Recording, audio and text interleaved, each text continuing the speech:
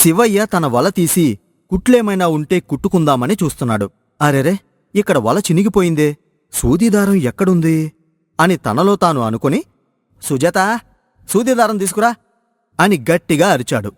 సుజాత ఇల్లంతా వెతికి సూదిదారం తీసుకుని శివయ్య దగ్గరకొచ్చి, ఏమయ్యా, వాన మిడిమూలంగా పడుతుంది. పొద్దుగాలే వచ్చిన వానని నమ్మకూడదు. ఈ వేళకి వేటకి వద్దులే అయ్యా. మబ్బుకి మట్టికి భయపడితే పనులవుతాయంటే దాని పని దాందే, మన పని మందే అని సూదీదారం తీసుకుని వల కుట్టుకుంటున్నాడు. ఆ దారాల్ని ముడివేసి రంధ్రాల్ని పూడుస్తున్నాడు. అది కాదయ్యా, నా మాట విను. వర్షం కొండెక్కితే ప్రమాదం. పుట్టిన కాణ్నుండి సొత్తాండా, నాకు తెలుసులేవే, నువ్వు భయపడమాకో అని సర్ది చెప్తుండగా, పనికి పోకపోతే పస్తులుంటారా, కూడాన్నించి వస్తాది అని ఒక పెద్ద అరుపు వినిపించింది. శివయ్య సుజాతలు అటు చూశారు. భారీ ఆకారంతో సూరమ్మ నిలబడి ఉంది. పోవద్దు పోవద్దు అంటావు, కూర్చొని తినడానికి మీ నాయనేమైనా కట్నం పంపించాడా అంటూ ఎప్పుడో జరిగిన విషయాన్ని తీసుకొచ్చింది. సుజాత ఏం మాట్లాడకుండా మౌనంగా ఉండిపోయింది. వాళ్ళమ్మ గురించి శివయ్యకి తెలుసు కాబట్టి ఏమీ మాట్లాడకుండా వల భుజాన వేసుకుని బయటికి వెళ్ళిపోయాడు. సుజాత తన పని తాను చేసుకుంటూ ఉంది. అంట్లు తోమటం, ఇల్లు ఊడవటం చేస్తూనే ఉంది. సూరమ్మ మాత్రం నోటిమీద మూతనేదే లేకుండా మాట్లాడుతూనే ఉంది. తనలో తాను ఇష్టం వచ్చినట్టు గొణుకుతూనే ఉంది. మొగుడు పనికి పోడు, ఏమే ఇంట్లో కూర్చొని తాయితకలాడుతూ ఉంటుంది. తినడానికి మాత్రం కావాలి. ఈమె గారి బాబేమైనా ఇడరాసులు పోసినట్టు అని మాట్లాడుతూనే ఉంది. సుజాత మౌనంగా కన్నీరు కార్చింది తప్ప ఒక్క మాట కూడా మాట్లాడలేదు. పనులన్నీ అయిపోయాక ఒంటరిగా కూర్చుని భర్త గురించే ఆలోచిస్తూ ఉండేది. దేవుడా దేవుడా, వాన ఎక్కువవ్వకూడదు, ఆయనకి ఏం కాకూడదు అంటూ ఎంతమంది దేవుళ్ళకి మొక్కేదో ఆ దేవుళ్లకే తెలుసు. శివయ్య ఏమాత్రం భయపడకుండా సముద్రంలోకి వెళ్లి చేపలు పట్టి వాటిని మార్కెట్లో అమ్మేవాడు. ఆ తర్వాత ఇంటికి కావాల్సిన సరుకులు తీసుకుని ఇంటికొచ్చి మిగిలిన డబ్బులు అమ్మకిచ్చేవాడు. అమ్మా, ఇవిగో మిగిలిన డబ్బులు, ఈ వారంలో మళ్ళీ వెళ్ళను, ఈ వారం దాకా ఇవే. నాకెందుకులే అయ్యా, మళ్ళీ అత్త పెత్తనమంటారు. ఎవరేమన్నా, ఈ ఇంటికి పెద్ద దిక్కు నువ్వే చాలే సంబరం అంటూ డబ్బులు తీసుకుని కొంగుకి కట్టుకునేది. తర్వాత శివయ్య సుజాత దగ్గరికి వెళ్ళి, ఏమయ్యా, భోజనం వడ్డించనా? సుజాత, అన్ని డబ్బులు అమ్మకిచ్చానని కోపంగా ఉందా? అదేం లేదయ్యా, అయినా నాకేం అవసరం? అమ్మ మాటలో కాస్త కఠినంగా ఉంటాయే, మనసులో ఏది పెట్టుకోమాకు. ఇదిగో 1000 రూపాయలు తీసుకో, ఏమైనా కావాలంటే కొనుక్కో. నాకేం అవసరముంటాయి? ఏదైనా నువ్వే జరుపుతున్నావు కదా. తీసుకో సుజాత అని బలవంతంగా ఇచ్చాడు. అని శివయ్య తల్లి భార్యల్ని సమానంగా చూసుకునేవాడు. ఒకరోజు ఎప్పటిలానే శివయ్య చేపల వేటకు వెళ్లి వలవేసి లాగుతున్నాడు. ఎంత లాగినా ఆ వల పైకి రాలేదు. చాలా బరువుగా అనిపించింది. ఆహా, వల బరువుగా ఉందే, చేపలు బాగా పడినట్టున్నాయి అని బలంగా లాగాడు. తీరా చూస్తే ఆ వలలో ఒకే ఒక చేప ఉంది. అది కూడా చాలా చిన్న చేప. ఈ చిన్న చేప ఎంత బరువా, ఏంటిది అని దాన్ని సంచిలో వేసుకుని మళ్లీ వలవేశాడు. కాని ఆ రోజంతా ఒక్క చేప కూడా పడలేదు. అలా నిరాశతో శివయ్య ఇంటికొచ్చాడు. గుమ్మంలో ఉన్న సుజాత శివయ్యకి ఎదురొచ్చి వల అందుకుంది. ఏమిందయ్యా అలా ఉన్నావు? ఈరోజు ఏట బాగా సాగలేదే. పర్లేదులే అండి, ఒక్కోసారి అంతే అని ఓదార్చి స్నానానికి నీళ్లు పెట్టి అన్నం వడ్డించింది. శివయ్య పడుకుని ఏదో ఆలోచిస్తున్నాడు. పక్కనే ఉన్న సుజాత గమనించింది. ఏమైందయ్యా? ఈరోజు ఒక విచిత్రం జరిగిందే సుజాత. ఒక చిన్న చేపనే లాగలేకపోయాను. చిన్న చేపని లాగలేకపోవడమేంటి అంటూ ఆశ్చర్యంగా అడిగింది. శివయ్య జరిగిందంతా చెప్పాడు. సుజాత అదంతా విని బయట ఉన్న శివయ్య సంచి దగ్గరికి వెళ్ళింది. అందులో నుంచి ఆ చేపను బయటికి తీసింది. కాని ఆ చేప ఇంకా బతికే ఉంది. ఇంతసేపు బ్రతికే ఉందేంటి? పోనీలే, బ్రతుకుతుంది అని చేపని బయటికి తీసుకొచ్చింది. చంద్రుడి కిరణాలు ఆ చేప మీద పడ్డాయి. వెంటనే ఆ చేప భారీ చేపగా మారిపోయింది. సుజాత తన కళ్లను తానే నమ్మలేకపోయింది. అత్తయ్యా, ఏమయ్యా, ఇలా రండి అంటూ ఒక రకమైన కంగారు మరియు ఒక రకమైన భయంతో పిలిచింది. సుజాత అరుపులు వినబడ్డంతో సూరమ్మ మరియు శివయ్యలు పరిగెత్తుకుంటూ వచ్చారు. ఏంటే ఆ గావు కేకలు, ఏమైంది? సుజాత, సుజాత అని ఇద్దరూ పరిగెత్తుకుంటూ వచ్చి ఆ భారీ చేపను చూడగానే ఇద్దరూ నోటమాట రాకుండా నిలబడిపోయారు. భయపడకండి, నేను శాపగ్రస్తురాలైన దేవలోకం చేపని. నిండు పౌర్ణమి రోజు వరుణదేవుడి చినుకులతో తడిసిన నేను ఉత్తమ ఇల్లాలి చేత్తో శాప విమోచనం పొందాను. నీ కంట కన్నీరు వచ్చేలా ప్రవర్తించినా, నీ మనసు బాధపడేలా మాట్లాడిన వారికి నరలోకం తప్పదు అని కుండబద్దలు కొట్టినట్టు చెప్పింది. ఆ మాటలకి సూరమ్మ ముఖంలో భయం స్పష్టంగా కనబడింది. సాధ్వ్యా, నీకేం వరం కావాలో కోరుకో అంటూ ఆ భారీ చేప సుజాతకే అవకాశమిచ్చింది. మత్స్యరాజా, ధన్యోస్మి. నా భర్త వానలో ఎండలో కష్టపడుతున్నాడు. అలాగే ఉచితంగా డబ్బొచ్చేది ఆయన ఒప్పుకోరు. ఆయనకి ఏదైనా సహాయం చెయ్యి మహారాజా అని సుజాత దీనంగా అడిగింది. నీ పతివ్యత్యానికి మెచ్చాను తల్లి. ఈ ఇంటి ముందే ఉదయం మీకు కావాల్సిన చేపల వర్షం పడుగాక. విజయస్తు అని చెప్పి భారీ చేప ఆకాశంలోకి వెళ్ళిపోయింది. తర్వాత రోజు ఉదయాన్నే శివయ్య సుజాతలు ఇంటి ముందుకొచ్చి, నమస్కారం. ఈ రోజుకి 5 కేజీల చేపలు ప్రసాదించు తల్లి అని వేడుకుంది. వెంటనే ఆకాశం నుండి 5 కేజీల చేపలు వర్షంలా పడ్డాయి. అని చూడగానే భార్యాభర్తల ఆనందానికి అవధులు లేవు. శివయ్య ఆ చేపలు తీసుకుని మార్కెట్కి వెళ్ళి డబ్బులు సంపాదించాడు. ఎంత కావాలో అన్ని చేపలు కోరుకుంటూ, ఎవరైనా ఆపదలో ఉంటే సాయం చేస్తూ శివయ్య అందర్నీ ఆదుకుంటున్నాడు. శివయ్య ప్రమాదంలో లేడు అని తెలిసి సుజాత నవ్వుతూ తన పని తాను చేసుకుంటూ ఉంది.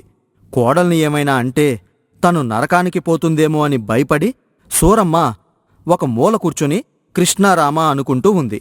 కాలం పగబట్టినట్టు అత్తాకోడళ్ళు కాంతం ప్రియులకి పుట్టెడు కష్టాలు. ఇంట్లో మగవాళ్ళిద్దరూ పొరుగుర్లో పనిచేసుకుంటూ అక్కడే ఉండి డబ్బులు పంపితే గాని ఇక్కడ ఈ అత్తాకోడళ్ళకి తమకున్న అప్పులు తీర్చడానికి సరిపోవు. అలాగే ఈ ఆడవాళ్ళిద్దరూ కూడా కూలి పనులకు వెళ్లి సంపాదించే డబ్బులతో తమ అప్పులు మరికాస్త త్వరగా తీర్చాలనుకుంటున్నారు. ఒకరోజు వాళ్లకు అప్పిచ్చిన ఒక పెద్ద మనిషి అత్తాకోడళ్ళింటి మీదకొచ్చి, "ఏవమా, ఇంకా నాకు 50,000 రావాలి మీ నుండే. ఎప్పుడమ్మా ఇచ్చేదే? మీకు అప్పిచ్చిన పాపానికి మీ కొంప చోటు తిప్పుకుంటున్నారు. ఎప్పుడనగా ఇదిగో ఇస్తాం అదిగో ఇస్తామంటున్నారు. ఊళ్ళో ఉన్న చిన్న చితక అప్పులోళ్ళకి అప్పులు కడుతున్నారంటగా. మరి నా డబ్బులు ఇవ్వడానికేంటమ్మా మీ నొప్పి?" అలా కాదు బాబూ, త్వరలోనే మీ డబ్బులు కూడా ఇచ్చేస్తాము. ఈ ఒక్క అవకాశం ఇవ్వండయ్యా. లేదమ్మా, ఇప్పటికీ మీకు చాలా టైం ఇచ్చాను. ఇక నేను టైం ఇవ్వను. మరో 2 రోజుల్లో వినాయక చవితి వస్తుంది. ఆ 9 రోజులు మా వీధిలో మండపం పెడతాం గనక ఆ హడావిడిలో ఉంటాను నేను. కాని నిమజ్జనమైన మరుసటి రోజుకల్లా నా డబ్బులు అనా పైసలతో సహా ఇచ్చేయాలి. లేదంటే నేనేంటో చూపిస్తాను మీకు. గుర్తుపెట్టుకో, మీకున్న టైం 11 రోజులే అని వార్నింగ్ ఇచ్చి వెళ్ళిపోయాక అత్తగారికి కంగారు మొదలైంది. ఇంతలో పనికి వెళ్లిన కోడలు ప్రియ కూలి డబ్బులతో వచ్చేసరికి ఇంటి బయట అత్తగారు కంగారు పడుతూ కనిపించింది. విషయం ఏంటా అని ఆరా తీస్తే అత్త కాంతం అప్పులోడొచ్చి వార్నింగ్ ఇచ్చిన విషయం చెప్పింది. అప్పుడు కోడలు ప్రియ, అత్తయ్య, మిమ్మల్ని ఒక మాట అడగనా?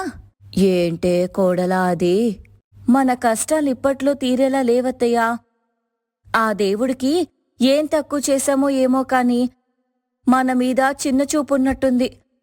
అందుకే ఎలాగో 2 రోజుల్లో వినాయక చవితి కదా, కనీసం ఈ ఏడాదైనా మన ఇంట్లో గణపతిని పెట్టుకొని పూజ చేసుకుందామత్తయ్యా. మన కష్టాలు తీరే దారి అప్పుడైనా కనిపిస్తుందేమో.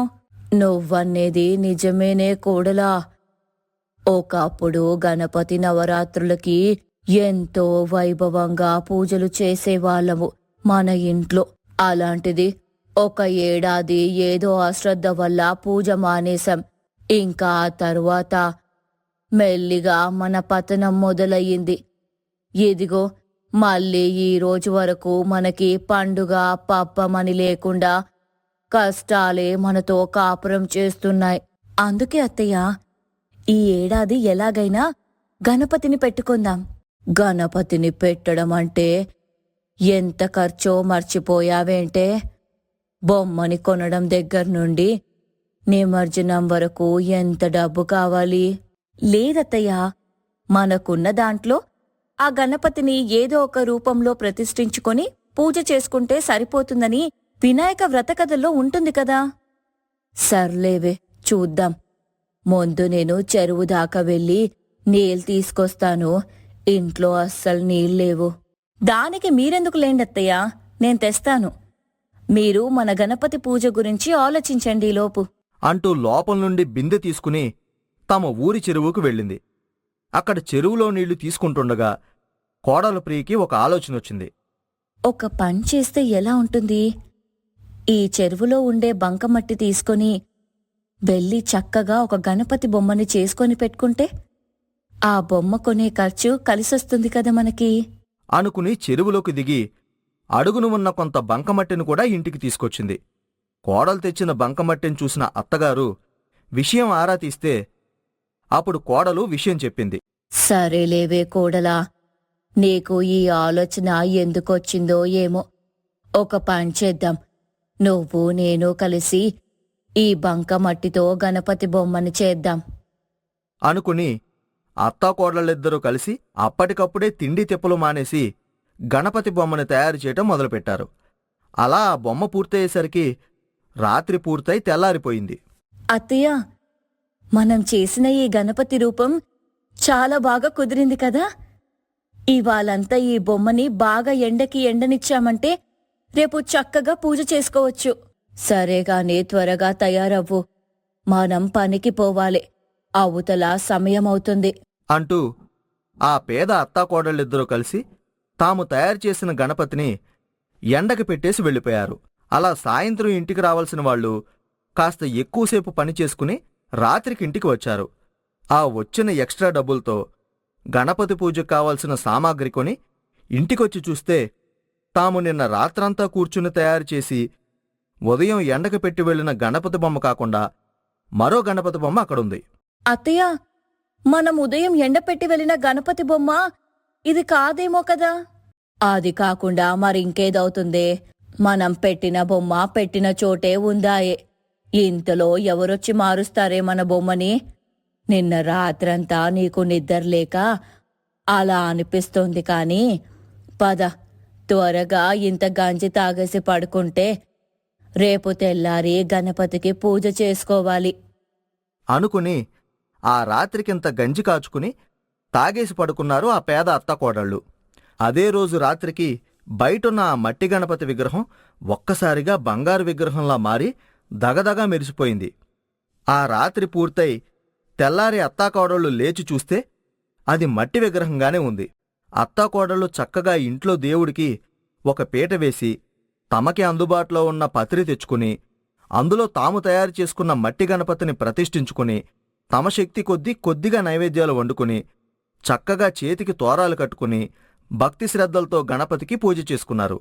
తమకి కష్టాలు తీరే దారి చూపించమని మొక్కుకున్నారు.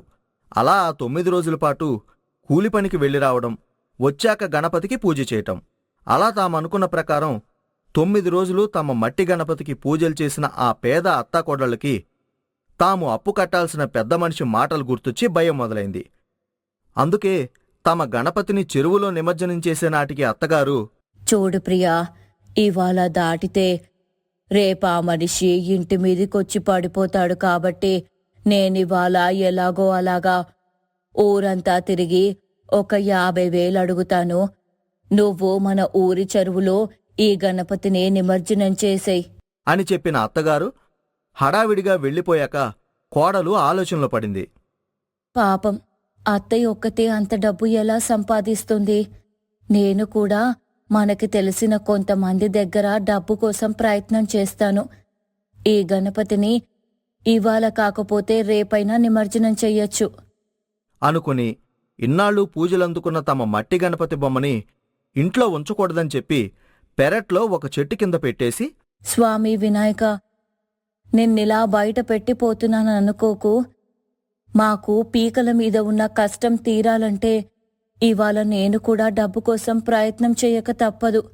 తప్పైతే క్షమించు కాని శపించకు స్వామి అంటూ ఆ చెట్టు కింద గణపతి బొమ్మ పెట్టేసి వెళ్ళిపోయింది. అలా సాయంత్రం వరకు అత్తాకోడళ్ళిద్దరూ 50,000 అప్పు కోసం తిరిగి ఎక్కడా అప్పు దొరకక నీరసంగా ఇంటికొచ్చి పెరట్లో చూస్తే ఉదయం ప్రియ చెట్టు మొదట్లో తాము గణపతి పెట్టి వెళ్లిన చోట ఒక పెద్ద పుట్ట మొలిచింది. కోడలా, ఉదయం లేనిది సాయంత్రం తిరిగొచ్చేసరికి ఈ చెట్టు కింద ఇంత పెద్ద పుట్ట పుట్టుకొచ్చిందేంటే? అయ్యో, అపచారం జరిగిపోయిందత్తయ్య. మన గణపతిని నేను నిమజ్జనం చేయకుండా ఇక్కడే చెట్టు కింద వదిలి డబ్బు కోసం వెళ్ళాను. ఇప్పుడు చూస్తే ఇలా ఇక్కడ పుట్ట మొలిచింది అనేసరికి ఆ పేద అత్తాకోడళ్లలో భయం పుట్టింది. ఇప్పటికే ఏదో పాపం వల్ల తాము కష్టాలు అనుభవిస్తున్నామనుకుంటుంటే ఇప్పుడు మరో పాపం చేశామనే అపరాధభావం వాళ్లలో కలిగింది. దానికి తోడు తెల్లారేసరికి ఆ అప్పులోడొచ్చి ఇంటిమీద పడి అల్లరి చేస్తే ఏం చేయాలనే భయానికి ఆ రాత్రికి ఆ అత్తాకోడళ్ళకి నిద్ర పట్టలేదు. సరిగ్గా తెల్లవారుజామున ఉన్నట్టుండి ఒక పెద్ద వాన కురవటం మొదలైంది. ఆ వాన వల్ల తమ మట్టి గణపతి పెట్టిన చోట మొలిచిన పుట్టంతా కరిగిపోయింది. అత్తయ్య, ఉన్నట్టుండి వాన కురుస్తుంది. బయట మొలిచిన ఆ పుట్టంతా కరిగిపోతుందేమో. వెళ్ళి ఆ పుట్ట మీద ఏదైనా గోనెపట్టా కప్పుదామా అని కోడలు అండంతో అత్తాకోడళ్ళిద్దరూ బయట పుట్ట దగ్గరికి వెళ్లి చూస్తే అక్కడ పుట్ట సగానికి పైగా వానకి కరిగిపోయి అందులో దగదగా మెరుస్తూ ఒక బంగారు లంకెబింద బయటపడింది. పేద అత్తాకోడళ్ళు ఆశ్చర్యంగా ఆ లంకెబింద దగ్గరికి వెళ్లి చూస్తే దాని నిండా లెక్కలేనంత బంగారం ఉంది. కోడలా, ఇదంతా కళ? నిజమేనే, మన పెరట్లో ఇంత నిధి ఉండడమేంటే? నాకు అదే కనిపిస్తుందంటే ఇది నిజమే కదత్తయ్యా. అంటే మన కష్టాలు తీర్చడానికి ఆ గణపతే మనకి లంకబిందిచ్చాడేమో. తెల్లవారితే మనం ఏమవుతామో అని భయపడుతున్న సమయంలో దీన్ని మన కంట పడేలా చేశాడనుకుంటా అనుకుని ఆ లంకెబిందు తీసుకుని తమ ఇంట్లోకి వెళ్లారు. అలా తెల్లారిందో లేదో అత్తాకోడళ్లకి రాత్రి పెరట్లో లంకెబిందె దొరికిందన్న విషయం మొత్తం ఊరంతా పాకిపోయింది. అలా ఆ నిధిలో కొంత భాగాన్ని అమ్ముకుని తమకున్న కష్టాలన్నీ అప్పుల్ని తీర్చుకున్నారు ఆ పేద అత్తాకోడళ్ళు. ఆ తర్వాత వేరే ఊళ్లలో పనిచేసుకుంటున్న ఆ ఇంటి మగవాళ్ళిద్దరూ ఇంటికి తిరిగొచ్చేశారు. తమ భార్యలకు దొరికిన అదృష్టంతో వచ్చిన డబ్బుతో వ్యాపారం మొదలుపెట్టి తమ జీవితాలకి ఒక బాటను వేసుకున్నారు. ఆ విధంగా పేద అత్తాకోడళ్ల కష్టం ఒక వినాయక చవితి అయ్యాక స్వయంగా ఆ గణపతే వచ్చి తీర్చినట్లయింది.